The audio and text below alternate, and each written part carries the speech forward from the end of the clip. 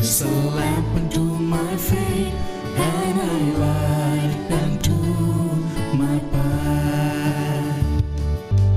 Thy word is a lamp unto my feet and a light unto my path.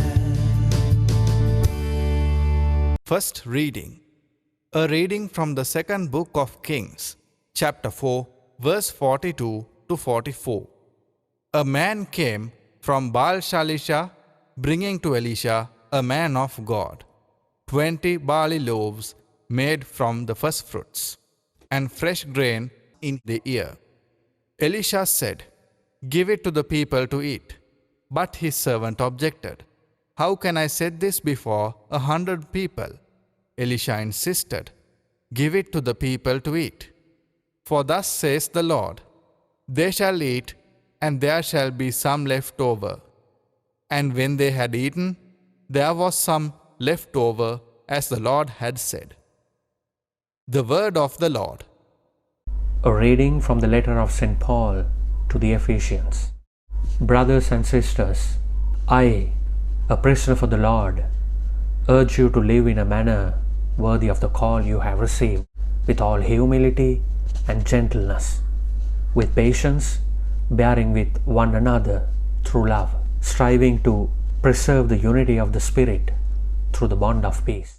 One body and one Spirit, as you were also called to the one hope of your call.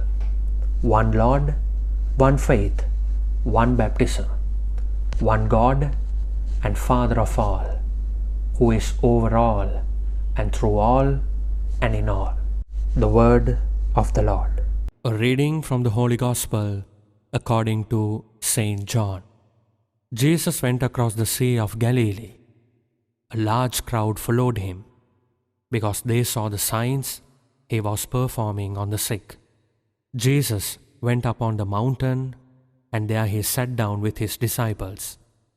The Jewish feast of Passover was near, when Jesus raised his eyes and saw that a large crowd was coming to him.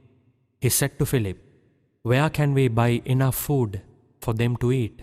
He said this to test him, because he himself knew what he was going to do.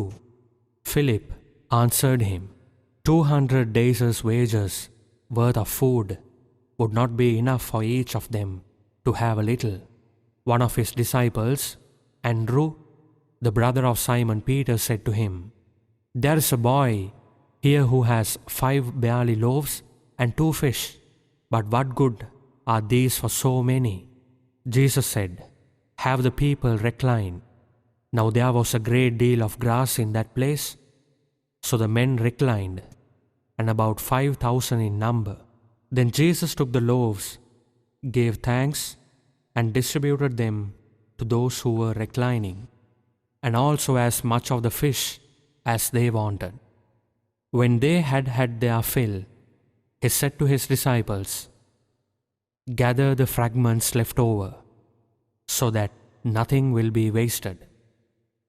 So they collected them and filled 12 wicker baskets with fragments from the 5 barley loaves that had been more than they could eat. When the people saw the sign he had done, they said, "This is truly the prophet, the one who is to come into the world." Since Jesus knew that they were going to come and carry him off to make him king, he withdrew again to the mountain alone. The Gospel of the Lord.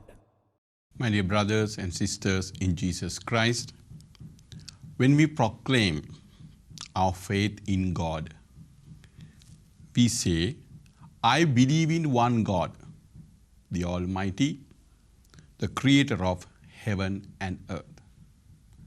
When we say that we believe in one God, and we are invited to live out this oneness. That's why in today's second reading, St. Paul says, "Let there be one body and one spirit, just as one hope is the goal of your calling by God. One Lord, one faith, one baptism, and one God. The Father of all, who is above all, and works through all, and is in all. My dear brothers and sisters, today that we are to live out this oneness in our society and in our families. So we are called to keep this unity among us. And that is the only way that we can witness for one God. As we believe in one God, we should live out this oneness in our lives. And this is our vocation. In today's second reading, once again, St. Paul says, I invite you to live the vocation you have received. Be humble, kind, patient with one another in love. To maintain the oneness, St. Paul invites you and me to be humble and kind, and also be patient, so that we can maintain this oneness in our lives, in our society. And in today's Holy Gospel, Jesus shares the same bread among the people. And we as Christians, when we go to Holy Mass, we share the same body. And in all these things, that we are reminded that we are one body and one spirit in one God. My dear brothers and sisters in Jesus Christ, how do we live this oneness in our lives? Are we giving witness to this oneness? And this is our challenge. And also, according to St. Paul, this is our vocation. Let's ask our good Lord to help all of us so that we may live out this vocation, the oneness in God. God bless you all.